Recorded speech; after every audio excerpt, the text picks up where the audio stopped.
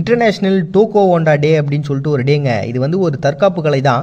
தென்கொரியாவில் தான் இதனுடைய முதல் பேஸ்ன்றது உருவாச்சு. இது 2000 வருஷத்துக்கு முன்னாடி தென்கொரியாவில் பார்த்தீங்கன்னா ஒரு கலைன்றது இருந்தது. பட் ஆனால் அது டைரக்டான ஒரு கலையாக இப்போ இல்லை.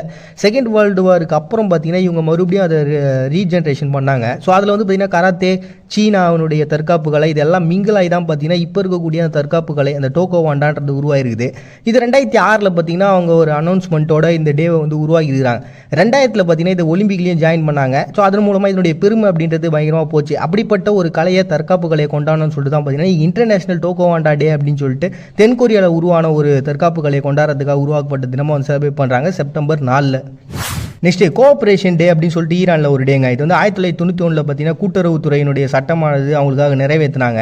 அப்படி நிறைவேற்றினதுனால பார்த்தீங்கன்னா அவங்க நாட்டில் இருக்கக்கூடிய பல விதமான கட்டமைப்புகளில் அந்த பொருளாதாரத்தினுடைய வளர்ச்சியை வந்து மேம்படுத்தணுன்ற பேசிக்கான கான்செப்ட் தான்.